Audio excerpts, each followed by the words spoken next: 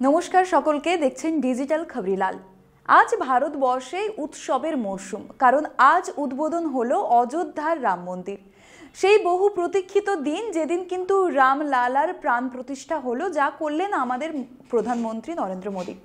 তো এই অনুষ্ঠানে বলে রাখি আপনাদেরকে, এখানে কিন্তু বিভিন্ন বিশিষ্ট লোকজনকে ভারতবর্ষের তাদেরকে কিন্তু আমন্ত্রণ জানানো হয়েছিল, যা আপনারা সকলেই জানেন। এর মধ্যে যেমন ক্রীড়া জগৎ থেকে লোকজন ছিলেন শিল্প জগৎ থেকে, তেমনই ছিলেন সিনেমা জগৎ থেকে, অর্থাৎ বলিউড থেকে শুরু করে তামিল অর্থাৎ টলিউড, সবাইকেই কিন্তু এখানে আমন্ত্রণ জানানো হয়েছিল।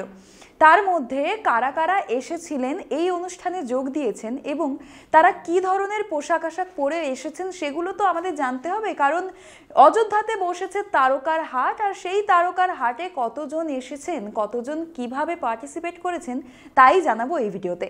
সকালেই অযোধ্যায় এসে পৌঁছন বলিউড অভিনেতা ভিকি কৌশল ও তার স্ত্রী তথা অভিনেত্রী ক্যাটরিনা কাইফ। সোনালি রঙের ফয়েলের শাড়িতে দেখা যায় ক্যাটরিনাকে। ভিকি পরেছিলেন সাদা রঙের কুর্তা। ক্যাটরিনাকে দেখতে অসম্ভব সুন্দর লাগছিল। অযোধ্যায় এসে পৌঁছেছেন রণবীর কাপুর ও আলিয়া ভট্ট। সাদা ধুতি পাঞ্জাবিতে দেখা যায় রণবীরকে, সবুজ রঙের শাড়ি পরেছিলেন আলিয়া। এই অনুষ্ঠানে যোগ দিতে দেখা যায় বলিউডের ধকধক গার্ল অর্থাৎ মাধুরী দীক্ষিতকে। এসেছিলেন অযোধ্যায়, তার সঙ্গে এসেছিলেন তার স্বামী। রাম মন্দিরের উদ্বোধনে আমন্ত্রণ পেয়েছেন অভিনেত্রী তথা বিজেপি সাংসদ হেমা মালিনীও। সকালেই তিনি রাম মন্দিরের উদ্দেশ্যে রওনা দেন এবং হলুদ রঙের সিল্কের শাড়িতে তাকে দেখা যায়। অযোধ্যার রাম মন্দিরের উদ্বোধন অনুষ্ঠানে যোগ দিতে এসেছিলেন ক্রীড়া জগৎ থেকে সচিন তেন্ডুলকর।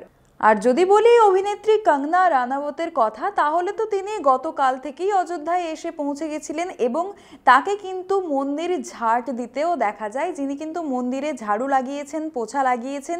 তারপরেই উদ্বোধনের দিন সকাল সকাল তাকে দেখা যায় সুন্দরভাবে সাজগোজ করে। রাম মন্দির উদ্বোধনে এসেছেন অভিনেতা রজনীকান্ত, আসছেন রজনীকান্তের প্রাক্তন জামাতা অর্থাৎ ধনুষও। এই উদ্বোধনী অনুষ্ঠানে আমন্ত্রিত হয়েছিলেন বিগ বি। সকালেই মুম্বাই বিমানবন্দরে তাকে দেখা যায়, আর কিছুক্ষণের মধ্যেই তিনি অযোধ্যায় এসে পৌঁছন। তার সাথে ছিলেন তার পুত্র অর্থাৎ অভিষেক বচ্চনও, কিন্তু দেখা যায়নি জয়া বচ্চন কিংবা ঐশ্বরিয়া রায়, তাদের মধ্যে কাউকেই দেখা যায়নি। এসেছিলেন অভিনেতা জ্যাকি শ্রফ থেকে শুরু করে আয়ুষ্মান খুরানাও।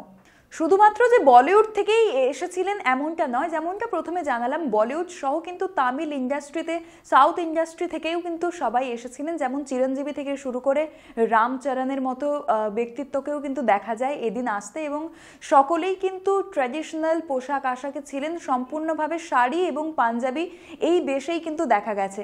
এবং যেটা বললাম যে শুধুমাত্র যে বলিউড কিংবা সিনে জগৎ থেকে সবাইকে ডাকা হয়েছিল এমনটাও নয়, বিভিন্ন আলাদা আলাদা, যেমন ক্রীড়া জগৎ থেকে আমরা সচিন তেন্ডুলকর, বিরাট কোহলি এদেরকেও দেখতে পেয়েছি, এবং শিল্পপতি আদানি আম্বানি এরাও কিন্তু উপস্থিত ছিলেন সকলেই। তো অবশেষে কিন্তু সেই মহাক্ষণ আমরা দেখতে পেলাম যখন রামলালার প্রাণ প্রতিষ্ঠা হলো আমাদের প্রধানমন্ত্রী নরেন্দ্র মোদীর হাত ধরে, এবং সেখানে কিন্তু 500 বছর পুরনো ইতিহাসকে আবারও কিন্তু নতুন করে লেখা হলো এদিন। তো যেমনটা জানালাম যে বিনোদনের জগৎ থেকে যারা যারা এখানে উপস্থিত ছিলেন সবাই তো একসঙ্গে ফ্রেমবন্দি হয়েছেন এয়ারপোর্টে, সবাই কিন্তু একসাথে ছবিও তুলেছেন, এবং তারা আর কি কি অ্যাক্টিভিটিস করলেন সেই দিকে তো আমাদের নজর থাকবে। আপনাদের নজর থাকুক ডিজিটাল খবরিলালের পর্দায়। আর যারা এখনও আমাদের চ্যানেল সাবস্ক্রাইব করেননি, আজই করুন। পাশে থাকা বেল আইকনটি ক্লিক করবেন, লাইক করবেন, কমেন্ট করবেন, শেয়ার করবেন এবং জানাবেন কেমন লাগছে আমাদের প্রতিবেদন। সঙ্গে থাকুন, দেখতে থাকুন ডিজিটাল খবরিলাল। খবর আপনাদের, নজর আমাদের। ডিজিটাল খবরিলাল, খবর আপনাদের, নজর আমাদের।